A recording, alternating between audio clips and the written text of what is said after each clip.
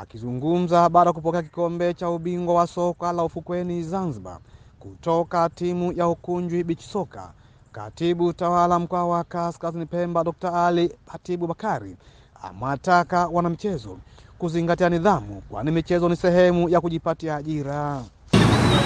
Naomba niseme kwamba kutokana na heshima ambayo imeheshimisha mkoa wa Kaskazini Pemba kushiriki mashindano haya na kikombe, naomba msichoke na mpate moyo na mshiriki katika mashindano mengine ambayo yatafuata.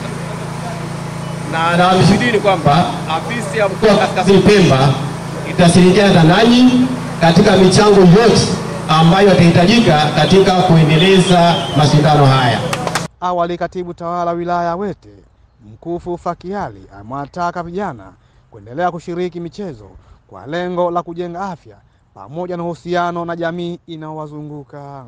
Na natoa wito kwa wananchi wa wilaya Wete tuendelee huu mchezo kucheza katika maeneo yetu ya fukwe ili tuweze kuimarisha masuala mazima ya michezo, kwani mchezo ni ajira.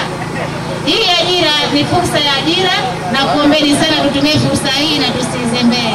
Wamejichukulia tuzo ya kombe pamoja na fedha shilingi milioni 1, lakini pia kulikuwa kuna zawadi mbalimbali kama vile kiatu cha mfungaji bora.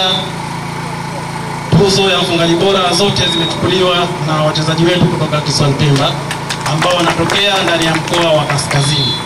Kwa heshima na taadhima tulisema tupite mbele yako ili mtambue heshima tuliyoiweka wana Kaskazini. Timu ya Ukunjwi Beach Soka kutoka jimbo la Gando ndiyo machampioni wa soka la ufukweni visiwani Zanzibar, huku timu ya Raha Beach Soka na kutoka jimbo la Gando wakiwa ni makamu bingwa wa michuano hiyo.